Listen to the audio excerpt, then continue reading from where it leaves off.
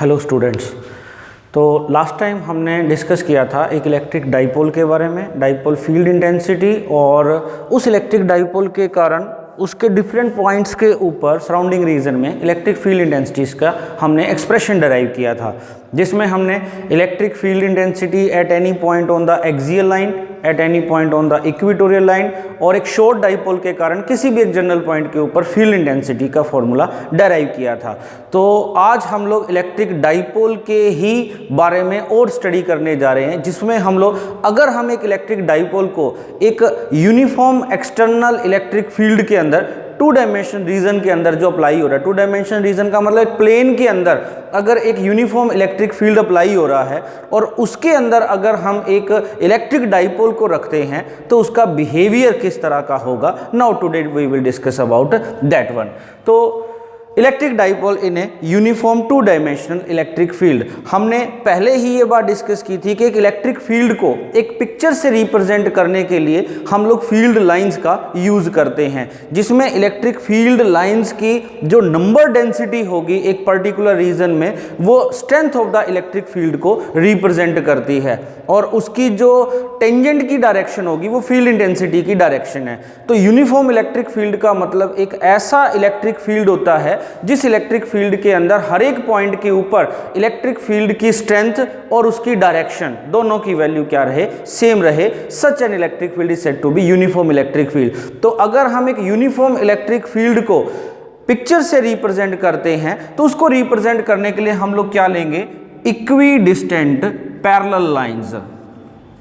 Reason उसका क्या है कि अगर इक्वी डिस्टेंट होगा मतलब इलेक्ट्रिक फील्ड लाइंस के बीच का सेपरेशन जो हो अगर वो सेम होगा, इसका मतलब number density of field lines per unit area जो होगा वो हर एक पॉइंट पर सेम होगा, मतलब स्ट्रेंथ या magnitude of electric field same होगा हर एक पॉइंट के अंदर। दूसरी बात, स्ट्रेट लाइन का मतलब इनके किसी भी पॉइंट पर अगर हम टेंजेंट लाइन ड्रॉ करेंगे तो सभी टेंजेंट्स की डायरेक्शन सेम होगी। It means its direction will also be same at every point in the electric field. तो इट मीन्स एक यूनिफॉर्म इलेक्ट्रिक फील्ड को हम लोग इक्वी डिस्टेंस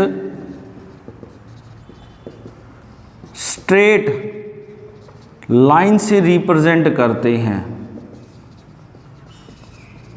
और यूनिफॉर्म इलेक्ट्रिक फील्ड का मतलब एक ऐसा इलेक्ट्रिक फील्ड जिसके अंदर हर एक पॉइंट के ऊपर इलेक्ट्रिक फील्ड इंटेंसिटी का मैग्नीट्यूड और डायरेक्शन सेम हो। Such a region of space is said to be uniform electric field.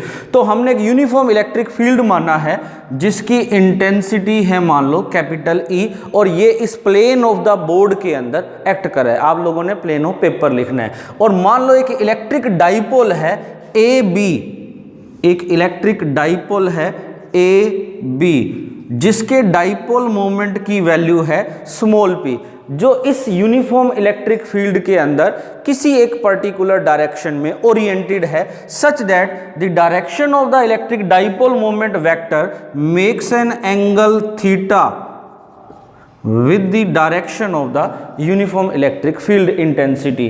अब जैसा कि हमने डाइपोल मोमेंट वेक्टर की डेफिनेशन में बताया था कि डाइपोल मोमेंट वेक्टर का जो टेल पॉइंट होता है that represent the position of the negative point charge of that electric dipole, और उसका जो हेड पॉइंट है that represent the position of the positive point charge of that electrical dipole. तो हमने एक electric dipole of dipole moment P imagine किया है A B, जिसकी लेंथ है, दो पॉइंट चार्जेस हैं minus q and plus q, located at point A and B respectively.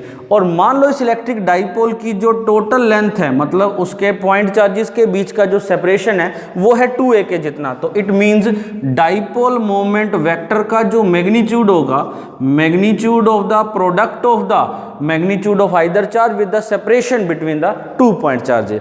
तो हमने एक इलेक्ट्रिक डाइपोल को एक यूनिफॉर्म इलेक्ट्रिक फील्ड के अंदर रखा हुआ है, making an angle theta with the direction of electric field. अब इलेक्ट्रिक डाइपोल में क्या है, 2 पॉइंट चार्जेस, और हमें पता है जब भी एक चार्ज पार्टिकल को एक इलेक्ट्रिक फील्ड में रखा जाता है तो उसके इलेक्ट्रिक फील्ड के कारण उस पॉइंट चार्ज के ऊपर एक फोर्स लगेगा। मतलब इस डाइपोल के दोनों पॉइंट चार्जेस के ऊपर इस इलेक्ट्रिक फील्ड E के कारण कुछ ना कुछ फोर्स लगेगा। पहले हम उन फोर्सेस को कैलकुलेट करेंगे। First, the electric force on the charge -q which is at point A due to the electric field, let this electric force is represented by the symbol F1। मान लो मैं इसकी value एक बार magnitude लिख रहा हूँ F1। तो electric field intensity का मतलब क्या होता है, electric force per unit positive charge held at that point. तो यूनिट चार्ज के ऊपर तो फोर्स लगेगा E के जितना, और Q चार्ज के ऊपर फोर्स कितना लगेगा, Q इंटू में E। अगर मैं मैग्नीट्यूड की बात करूं, अगर मैं इसको वेक्टर फॉर्म में लिखूं तो यहां पर हमें माइनस का साइन लगाना पड़ेगा, कारण क्योंकि इलेक्ट्रिक फील्ड इंटेंसिटी की जो डायरेक्शन होती है वो हमेशा पॉजिटिव से नेगेटिव चार्ज की तरफ होती है, पॉजिटिव से अवे और नेगेटिव के टुवार्ड्स होती है। और नेगेटिव चार्ज के ऊपर जो फोर्स लगेगा वो opposite to the direction of electric field लगता है, कारण क्योंकि इलेक्ट्रिक जो पॉजिटिवली चार्ज पार्टिकल है वो नेगेटिव चार्ज को अपनी तरफ अट्रैक्ट करेगा, तो इसका मतलब नेगेटिव चार्ज पे जो फोर्स लगेगा वो इलेक्ट्रिक फील्ड के अपोजिट लगेगा। इसके अलावा हम ये भी कह सकते हैं कि इलेक्ट्रिक फील्ड इंटेंसिटी की बेसिक डेफिनेशन जब हम देते हैं तो वहां पर कहते हैं it is the electric force experience per unit positive charge. तो मतलब वो पॉजिटिव चार्ज के ऊपर जिस डायरेक्शन में फोर्स लगेगा वो इलेक्ट्रिक फील्ड की डायरेक्शन है, तो नेगेटिव चार्ज पे फोर्स पॉजिटिव के अपोजिट में लगेगा। तो इसका मतलब F1 की जो डायरेक्शन होगी वो इलेक्ट्रिक फील्ड के पैरेलल और उसके अपोजिट मतलब एंटी पैरेलल होगी, that is direction opposite to the direction of electric field. Similarly plus Q charge भी इलेक्ट्रिक फील्ड में पड़ा हुआ है तो उसके ऊपर भी इलेक्ट्रिक फील्ड के कारण एक फोर्स लगेगा, और पॉजिटिव चार्ज पे इलेक्ट्रिक फील्ड के कारण जो फोर्स लगता है वो इलेक्ट्रिक फील्ड की डायरेक्शन में लगेगा। मान लो मैं इस फोर्स को F2 से डिनोट कर रहा हूं, so force on the plus Q charge which is placed at point B due to the given electric field, and this force F2 is given by plus QE। Positive sign इसलिए क्योंकि force और electric field की direction same है, directed parallel to the electric field intensity vector. तो अब हमारा जो electric dipole है, इस इलेक्ट्रिक डाइपोल के ऊपर दो फोर्सेस लग रहे हैं, एक लग रहा है उस तरफ, एक तरफ इस तरफ, दोनों अपोजिट डायरेक्शन में एक्ट कर रहे हैं। दोनों के मैग्नीट्यूड को अगर कंपेयर किया जाए, मैग्नीट्यूड है सेम, डायरेक्शन है अपोजिट, तो अगर हम नेट फोर्स की बात करें ट्रांसलेशनल मोशन के केस में तो वो होगा जीरो। नेट फोर्स जीरो होने का मतलब इन फोर्सेस के कारण इलेक्ट्रिक डाइपोल के अंदर किसी तरह का कोई ट्रांसलेशनल मोशन तो प्रोड्यूस नहीं होगा। पर +1 में हमने रोटेशनल मोशन वाले चैप्टर में ये बात पढ़ी थी कि अगर एक बॉडी के एंड पॉइंट्स के ऊपर दो फोर्सेस एक्ट कर रहे हों, acting in the opposite direction but their line of action are different, जैसा कि इस केस में इसका लाइन ऑफ एक्शन ये है। लाइन ऑफ एक्शन का मतलब जिस लाइन के अलोंग वो फोर्स एक्ट कर रहा होता है। F2 का लाइन ऑफ एक्शन ये है, F1 का लाइन ऑफ एक्शन ये है, और दोनों अपोजिट डायरेक्शन में एक्ट कर रहे हैं। तो अगर एक बॉडी के दो एंड पॉइंट्स पर दो फोर्सेस एक्ट कर रहे हों, acting along the in the opposite direction but along the different lines of action या पैरेलल लाइंस ऑफ एक्शन के अलोंग अगर वो एक्ट कर रहे हों, तो वो दोनों मिलके एक कपल की तरह बिहेव करते हैं। उन दोनों का हम कॉम्बिनेशन के तौर पे कहते हैं that they form a couple, और वो कपल जो होगा वो इसके बॉडी के अंदर एक रोटेशनल मोशन को प्रोड्यूस करता है। यहां पर अगर हम देखें, एक फोर्स मैं अगर इधर लगाता हूं, इस मान लो ये इलेक्ट्रिक डाइपोल है, इसी के पैरेलल रख देते हैं, एक फोर्स इस तरफ F1 की डायरेक्शन में, दूसरा फोर्स F2, तो अगर हम इन दोनों को अप्लाई करें तो ये मिलके क्या कर रहे हैं, इस डाइपोल को इसके सेंटर के अबाउट रोटेट करने की कोशिश कर रहे हैं। मतलब ये दोनों मिलके ट्रांसलेशनल मोशन तो प्रोड्यूस नहीं करेंगे क्योंकि नेट फोर्स की वैल्यू है जीरो, पर इन दोनों के कारण एक रोटेशनल मोशन जरूर प्रोड्यूस होगा। और हमें पता है रोटेशनल मोशन जब प्रोड्यूस होता है that is always due to an torque. तो इट मींस कि ये दोनों मिलके कपल का काम करेंगे, जिसके कारण ये इस डाइपोल को रोटेट करने की कोशिश करेंगे। रोटेशनल मोशन प्रोड्यूस करने का मतलब ये दोनों मिलके इसके ऊपर एक टॉर्क अप्लाई करेंगे। सो F1 and F2 being equal and opposite and act along the parallel lines of action, therefore form a couple and tends to rotate the dipole।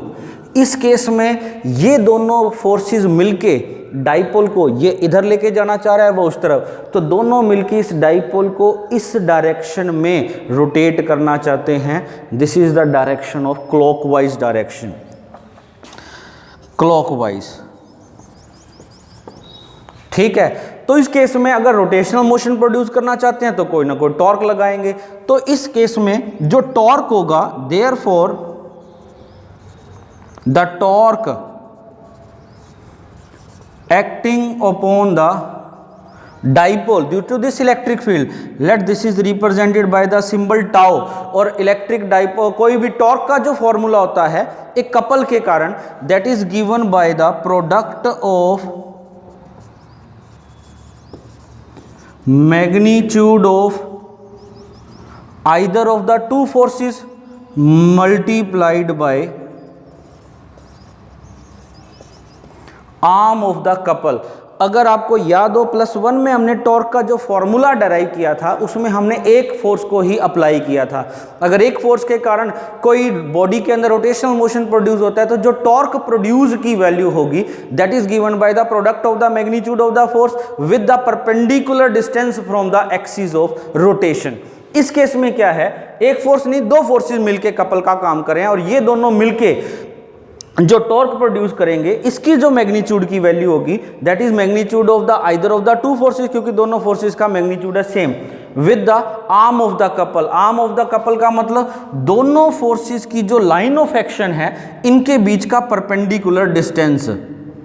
अगर मैं इस F1 की लाइन ऑफ एक्शन को आगे dotted line से बढ़ाता हूं और F2 की ये, तो ये इनकी लाइन ऑफ एक्शन है, इनके बीच का परपेंडिकुलर डिस्टेंस होगा ये। मान लो मैंने एक परपेंडिकुलर ड्रॉ कर दिया BM along the line of action of on the line of action of F1, तो ये जो परपेंडिकुलर डिस्टेंस होगा BM, ये दोनों फोर्सेस के लाइन ऑफ एक्शन के बीच का परपेंडिकुलर डिस्टेंस होगा जो कि आर्म ऑफ द कपल को रिप्रेजेंट करेगा और हमें इस आर्म ऑफ द कपल की वैल्यू को कैलकुलेट करना है। इसको कैलकुलेट करने के लिए we are using the triangle ABM, right angle triangle ABM के अंदर आ जाओ। ये एंगल अगर थीटा है तो ये वाला एंगल भी क्या होगा, थीटा होगा, क्योंकि पैरेलल लाइंस हैं, इंटरसेक्ट कर रही है, कोरेस्पोंडिंग एंगल कहलाएंगे। अब इसमें BM है परपेंडिकुलर, AB है हाइपोटेन्यूज, तो इसके अंदर BM divided by AB perpendicular by hypotenuse that is equal to sine theta. तो BM की वैल्यू आ जाएगी AB साइन थीटा। AB की लेंथ होगी 2A साइन थीटा। तो परपेंडिकुलर डिस्टेंस या लाइन ऑफ एक्शंस के बीच का परपेंडिकुलर डिस्टेंस ये होगा जो कि आर्म ऑफ द कपल को रिप्रेजेंट करेगा। देयरफॉर टॉर्क टाउ की value magnitude of the either of the two forces that was equal to Q into में E इंटू में 2A साइन थीटा। E तो है magnitude of field intensity, Q है magnitude of the charge of the electrical dipole और 2A उसकी length होगी dipole की, तो चार्ज इनटू में length of the dipole, dipole moment vector का magnitude PE sine theta. P क्या है, डाइपोल मोमेंट वेक्टर का मैग्नीट्यूड, E क्या है, इलेक्ट्रिक फील्ड इंटेंसिटी का मैग्नीट्यूड और थीटा क्या है, angle between the direction of P and E। Product of the magnitude of the two vector and sine of the angle between their direction that represent the cross product of the two vector. So in vector form this tau can be represented as magnitude में ये लिखेंगे और vector form में अगर tau को लिखेंगे तो that is given by P cross E। तो टॉर्क एक वेक्टर क्वांटिटी है जिसकी डायरेक्शन हम P क्रॉस E की डायरेक्शन से प्रोवाइड करेंगे और डाइपोल मोमेंट वेक्टर P और इलेक्ट्रिक फील्ड इंटेंसिटी E की क्रॉस प्रोडक्ट की जो डायरेक्शन है that is given by the right hand thumb rule, जिसके अकॉर्डिंगली अगर हम हमारे राइट हैंड के थंब को कर्वेचर ऑफ द फिंगर्स के परपेंडिकुलर रखें in such a way that the fingers are curved along the smaller angle pointing from the first vector to second vector, then the direction of the thumb would represent the direction of cross product of the two vectors. इस case में हम देखें, एक vector है P, एक vector है E इस direction में, तो हमें P क्रॉस E चाहिए, तो एंगल के अलोंग हमने फिंगर्स को कर्व्ड करना है। एंगल इस तरफ है P से E की तरफ, तो इसकी टॉर्क की डायरेक्शन क्या होगी? Perpendicular to the plane of the board and acting inward. इस केस में डायरेक्शन आएगी ये वाली, ये क्रॉस प्रोडक्ट की या टॉर्क की डायरेक्शन को रिप्रेजेंट करेगा। So this is about the expression for the torque experienced bye an electrical dipole when placed in an external to dimensional electric field. Net conclusion ये हुआ कि अगर हम एक इलेक्ट्रिकल डाइपोल को एक यूनिफॉर्म इलेक्ट्रिक फील्ड के अंदर एक एंगल थीटा के ऊपर ओरिएंट करते हैं, तो उस डाइपोल के ऊपर इलेक्ट्रिक फील्ड के कारण एक टॉर्क लगेगा जो उसको रोटेट करने की कोशिश करेगा, फ्री टू डू सो। और उस टॉर्क की जो वैल्यू होगी that is given by the cross product of the dipole moment vector with the electric field intensity vector. अब हम इसके कुछ स्पेशल केसेस के बारे में डिस्कस करेंगे। Special case,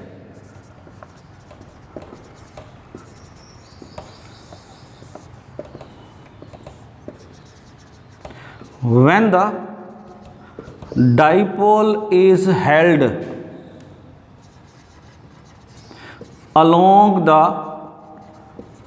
direction of electric field intensity, अगर हमारा डाइपोल जो हो वो इलेक्ट्रिक फील्ड इंटेंसिटी की डायरेक्शन में ही पड़ा हो, तो उस केस में P और E की डायरेक्शन के बीच में एंगल थीटा की वैल्यू क्या होगी? 0। In that condition torque tau की वैल्यू होगी PE साइन 0 और साइन 0 की वैल्यू होती है 0। तो इस केस में हमारे इलेक्ट्रिकल डाइपोल के ऊपर नेट फोर्स की वैल्यू भी 0 है, क्योंकि दो फोर्सेस लग रहे थे, एक फोर्स इस तरफ लग रहा था F2, एक फोर्स इस तरफ लग रहा था F1। इस केस में फोर्सेस का magnitude same, direction opposite, line of action same, तो नेट फोर्स की वैल्यू होगी 0। नेट फोर्स 0 तो ट्रांसलेशनल मोशन 0। नेट टॉर्क भी इस केस में यहां पर 0 आ रहा है क्योंकि थीटा की वैल्यू 0 आ रही है। Net torque 0, net force 0, net force की वैल्यू भी 0। तो इस कंडीशन में हमारा अगर एक बॉडी के ऊपर नेट फोर्स या नेट टॉर्क की वैल्यू 0 हो, then that system is said to be in equilibrium, तो वो सिस्टम कहलाता है इक्विलिब्रियम के अंदर। मतलब हमारा इलेक्ट्रिकल डाइपोल जो होगा वो इक्विलिब्रियम सिचुएशन में होगा। पर हमें पता है इक्विलिब्रियम भी 3 तरह के होते हैं, stable equilibrium, unstable equilibrium and neutral equilibrium. Stable equilibrium में हमारा डिवाइस या सिस्टम तब कहलाता है अगर उस सिस्टम को उस इक्विलिब्रियम सिचुएशन से या कंडीशन से डेविएट करके छोड़ने पर वो वापस उसी स्टेट में जाने की कोशिश करे, then the system is said to be in the state of the stable equilibrium. इस केस में अगर हम देखें, मान लो ये हमारा डाइपोल है, ऐसे पड़ा हुआ है पैरेलल, एक फोर्स F2 इस तरफ लग रहा है, F1 लग रहा है इस तरफ, तो नेट फोर्स की वैल्यू होगी 0। तो सब्सटेंस जो है वो इक्विलिब्रियम कंडीशन के अंदर एक्ट कर रहा है। अब मान लो मैंने इसको थोड़ा डिस्टर्ब किया, फोर्स इधर एक इधर, तो ये दोनों मिलके इसको रोटेट करके वापस उसी सिचुएशन के अंदर लेके आएंगे। मतलब अगर dipole parallel to the electric field पड़ा हुआ है और उसको इस इलेक्ट्रिकल इक्विलिब्रियम पोजीशन से डिस्टर्ब करके छोड़ा जाए तो ये वापस अपने इक्विलिब्रियम में पोजीशन में आता है। तो it means the system, the dipole is said to be in stable equilibrium. तो इसका मतलब हमारा डाइपोल स्टेबल इक्विलिब्रियम में होगा। दूसरा case, when dipole is held opposite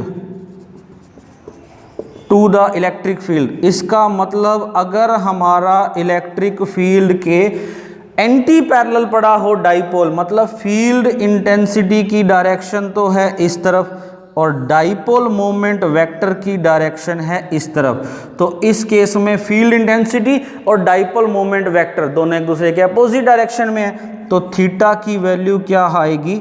180 degree के इक्वल। इस केस में साइन थीटा जो कि साइन 180 इक्वल है, that is also equal to 0। तो टॉर्क की वैल्यू इस केस में भी क्या आएगी? 0। नेट फोर्स तो था ही 0, तो इसका मतलब इस सिचुएशन में भी हमारा सब्सटेंस या डाइपोल जो होगा that will be in the equilibrium situation या इक्विलिब्रियम कंडीशन। ये भी इक्विलिब्रियम, ये भी इक्विलिब्रियम। इस केस में देखते हैं इक्विलिब्रियम कौन सा है, स्टेबल, अनस्टेबल या न्यूट्रल इक्विलिब्रियम। अब स्टेबल का मतलब अगर इक्विलिब्रियम पोजीशन से या स्टेट से डिस्टर्ब करके छोड़ने पर अगर वो वापस उसी स्टेट में आए then it is said to be in the stable equilibrium state. और अगर इक्विलिब्रियम स्टेट से डिस्टर्ब करके छोड़ने पर वो उससे अवे मूव करे then it is said to be in the unstable equilibrium. और अगर उस इक्विलिब्रियम स्टेट से डिस्टर्ब करके जो नई स्टेट में लेके आए हैं अगर वो भी इक्विलिब्रियम में है, मतलब ना तो वापस आए ना दूर जाए, वहीं का वहीं रुक जाए जहां छोड़े, तो वो न्यूट्रल इक्विलिब्रियम कहलाता है। इस केस में देखें एक फोर्स लग रहा है उस तरफ, एक फोर्स लग रहा है इस तरफ, ऐसे। तो अगर मैं इसको थोड़ा सा डिस्टर्ब करता हूं, सॉरी इसमें फोर्सेस जो होगा, इधर है नेगेटिव चार्ज और इधर है पॉजिटिव चार्ज, तो पॉजिटिव चार्ज पे तो फोर्स लगेगा in the direction of electric field, F2 की डायरेक्शन होगी इस तरफ, और नेगेटिव चार्ज के ऊपर opposite to the direction of electric field. मतलब अब नेगेटिव पॉइंट चार्ज इधर है, पॉजिटिव इधर है, तो फोर्स लगेगा एक इधर F1 F2 इस तरफ, तो अपोजिट डायरेक्शन में इस तरफ और इस तरफ लगेंगे, तो ये दोनों नेट फोर्स जीरो लगा रहे हैं। अगर हम इसको डिस्टर्ब करते हैं थोड़ा सा तो ये इसको away from the equilibrium state move करवाएंगे। मतलब ये ऐसी इक्विलिब्रियम स्टेट आएगी एंटी पैरेलल के केस में, 180 डिग्री के केस में, कि इक्विलिब्रियम स्टेट से डिस्टर्ब करने पर हमारा जो डाइपोल होगा वो स्टेट से अवे मूव करेगा। That's why such a equilibrium state is said to be unstable equilibrium state. तो इट मींस अगर हमारा इलेक्ट्रिकल डाइपोल इलेक्ट्रिक फील्ड के पैरेलल पड़ा हुआ है तो stable equilibrium, net force zero, uniform electric field में, और अगर वो एंटी पैरेलल पड़ा हुआ है then it is said to be then it will be in the unstable equilibrium state. और अगर तीसरा case, if the dipole is held perpendicular to the direction of electric field then the angle theta between the two vectors will be equal to 90 degree। तो sin theta की value क्या आएगी 1, जो कि इसकी मैक्सिमम वैल्यू होगी। In this situation the torque experienced by the electrical dipole will be given by PE sin 90।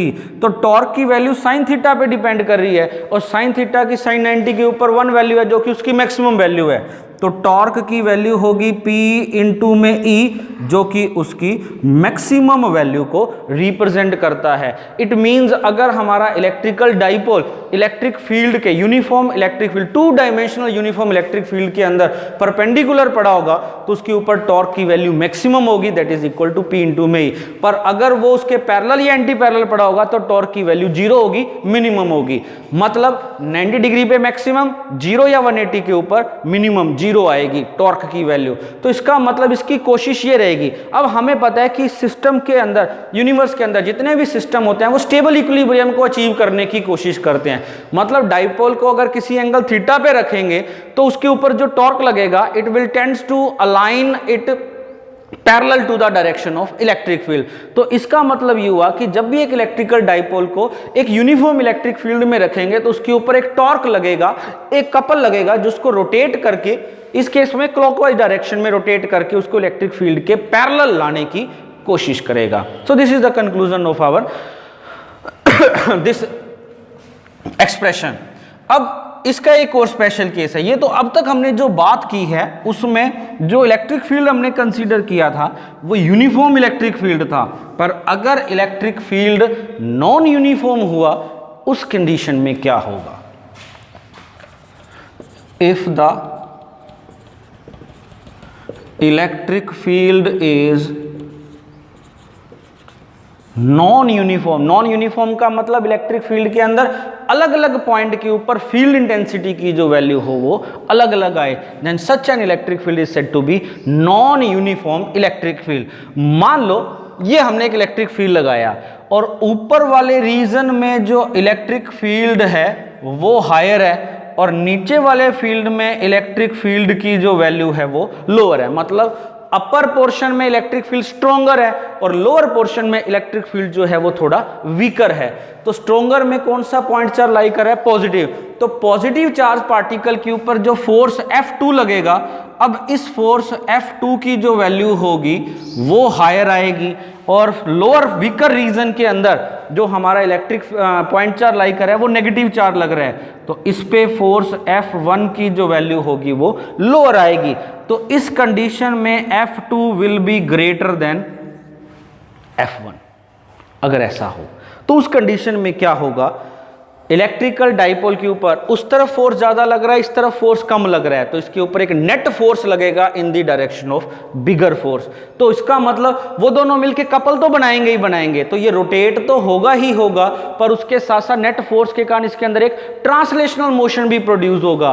तो इस डाइपोल के अंदर रोटेशनल मोशन भी आएगा और ट्रांसलेशनल मोशन भी होगा। तो डाइपोल इस तरह से मूव कर रहा है, मतलब ये हुआ डाइपोल जो होगा वो रोटेट भी होगा और in the direction of electric field translational motion या मूव भी करेगा। अगर हम ये कंसीडर करें कि लोअर रीजन के अंदर इलेक्ट्रिक फील्ड की वैल्यू जो हो वो स्ट्रोंगर हो, यहां पर अगर इलेक्ट्रिक फील्ड स्ट्रोंगर हुआ, यहां पर अगर इलेक्ट्रिक फील्ड वीकर हुआ, तो Q के ऊपर प्लस चार्ज के ऊपर इलेक्ट्रिक फील्ड कम है, उस तरफ फोर्स कम लगेगा, इस तरफ फोर्स ज्यादा। उस केस में डाइपोल जो होगा रोटेट भी होगा और इलेक्ट्रिक फील्ड के अपोजिट डायरेक्शन में मूव भी करेगा। तो उस कंडीशन में इसका मोशन कुछ ऐसा होगा।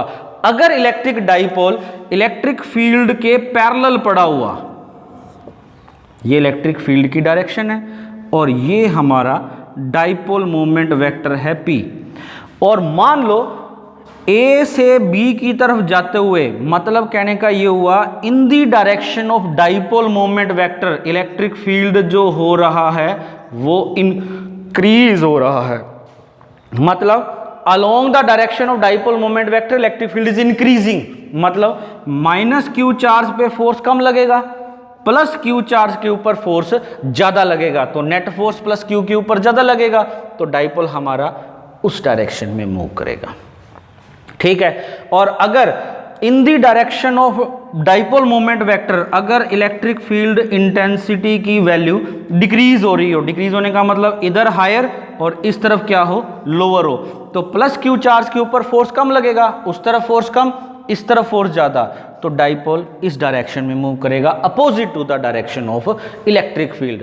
तो इट मींस अगर इलेक्ट्रिक फील्ड यूनिफॉर्म है फिर तो सिर्फ रोटेशनल मोशन होगा, अगर इलेक्ट्रिक फील्ड नॉन यूनिफॉर्म है तो उस केस में रोटेशनल प्लस ट्रांसलेशनल दोनों हो सकते हैं। अगर वो एक एंगल पे है, अगर वो एंगल पे नहीं है, थीटा 0 पे है या 180 पे है, तो उस केस में या तो वो इलेक्ट्रिक फील्ड के अलोंग चलेगा या इलेक्ट्रिक फील्ड के अपोजिट चलेगा, depending upon the direction in which the electric field intensity is increasing और decreasing. So this is about your behavior of an electric dipole in a uniform external two-dimensional electric field.